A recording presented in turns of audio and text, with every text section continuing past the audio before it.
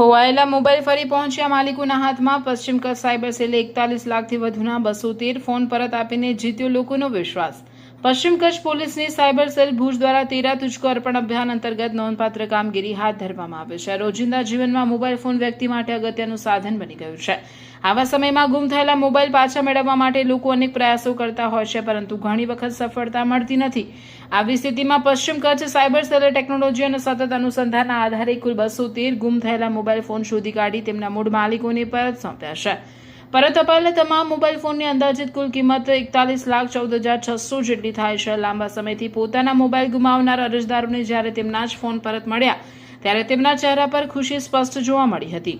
પોલીસની આ કામગીરીને કારણે લોકોમાં વિશ્વાસ વધુ મજબૂત બન્યો છે, કેમ કે ગુમ થયેલા મોબાઈલ અંગે યોગ્ય રીતે ફરિયાદ કરવામાં આવે તો તેને શોધી કાઢવાની શક્યતા વધી શકે છે। આ સમગ્ર કામગીરી દરમિયાન આધુનિક ટેકનોલોજી, ટેકનિકલ વિશ્લેષણ અને સતત ફોલોઅપના આધારે અલગ અલગ સ્થળોએ રહેલા મોબાઈલ ફોનનું લોકેશન ટ્રેસ કરીને તેઓને સુરક્ષિત રીતે કબજામાં લેવામાં આવ્યા હતા। ત્યારબાદ જરૂરી કાયદેસરની પ્રક્રિયા પૂર્ણ કરી તમામ મોબાઈલ તેમના સાચા માલિકોને પરત આપવામાં આવ્યા। આ સફળ કામગીરીમાં પોલીસ ઇન્સ્પેક્ટર A.M. મકવાણાના માર્ગદર્શન હેઠળ હેડ કોન્સ્ટેબલ કિરપાલસિંહ સિંધવ, પોલીસ કોન્સ્ટેબલ કલ્પેશભાઈ ચૌધરી, દિનેશભાઈ ચૌધરી, મહિલા પોલીસ કોન્સ્ટેબલ દિવ્યાબેન વેકરિયા, લક્ષ્મીબેન ગઢવી, ભૂમિકાબેન મારવાડા તેમજ આઈટી એક્સપર્ટ જીતેશભાઈ સહારેએ મહત્વપૂર્ણ ભૂમિકા ભજવી હતી। પશ્ચિમ કચ્છ પોલીસની આ કામગીરી માત્ર ગુમ થયેલી મિલકત પર આપવાની નથી, પરંતુ લોકોમાં પોલીસ પ્રત્યે વિશ્વાસ અને સુરક્ષાની ભાવના વધુ મજબૂત બનાવતી પહેલ તરીકે પણ જોવામાં આવી રહી છે। 13 તુझको અર્પણ અભિયાન હેઠળ થયેલી આ સફળ કામગીરી ટેકનોલોજીના અસરકારક ઉપયોગ અને પોલીસની જનસેવાની પ્રતિબદ્ધતાનું ઉત્તમ ઉદાહરણ બની છે। છેલ્લા પાંચેક માસથી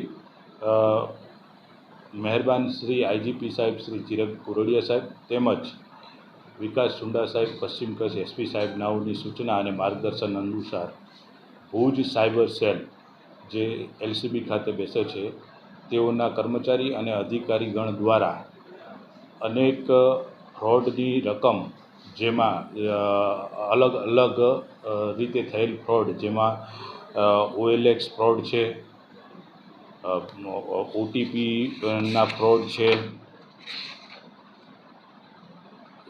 લોન લોટરીના ફ્રોડ છે, અનઓથોરાઇઝડ ટ્રાન્ઝેક્શન છે, જોબ આપવા બાબતેના ફ્રોડ છે, શોપિંગ બાબતેના ફ્રોડ છે, આર્મી મેન તરીકે આઈ કાર્ડ, આધાર કાર્ડ વગેરે મૂકી અને ફ્રોડ કરવામાં આવે છે।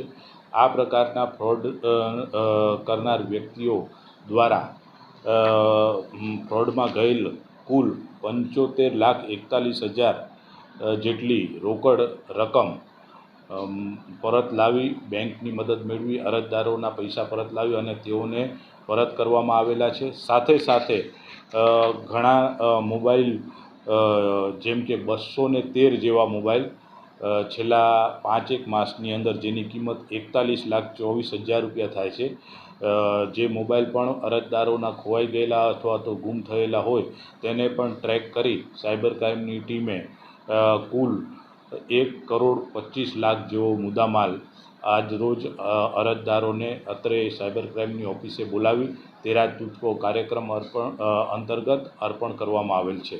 સર, આટલી જાગૃતિ હોવા છતાં પણ કે લોકો સાયબરનો ફ્રોડ બનતા હોય છે, શું અપીલ કરશો? સાયબર ક્રાઇમના ફ્રોડ બનનાર લોકોને માત્ર ને માત્ર એટલી જ અપીલ છે કે સાયબર ક્રાઇમથી બચવા માટે સાવચેતી ખૂબ જરૂરી છે। એટલે કે પ્રિવેન્ટિવનેસ, લોકોમાં જાગૃતિ આવે, પ્રિવેન્ટિવ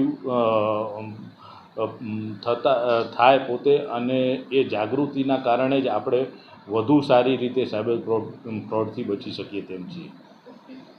શું કહેશો? મારું નામ રાજ કેરાઈ છે, હું મિર્ઝાપર ભુજ કચ્છથી છું। મારી સાથે એકાઉન્ટમાં રોંગલી 18,35,000 એકાઉન્ટમાંથી ગયા હતા બીજા એકાઉન્ટમાં।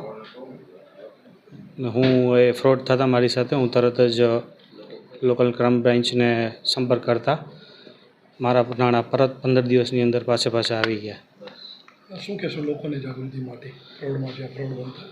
લોકોને એ જ જાગૃત થવાનું કે જો તમારી સાથે જો ફ્રોડ થાય તો તરત જ તમે જે લોકલ તમારું નજીકનું પોલીસ સ્ટેશન હોય અથવા તો લોકલ ક્રાઇમ બ્રાન્ચ હોય તે સંપર્ક કરી અને ગભરાવાની જરૂર નથી। તમારા નાણાં જે તમારા હશે તરત જ આવી જશે જો તમે રાઈટ ટાઈમ ઉપર તમે જરૂરથી જાણ કરશો।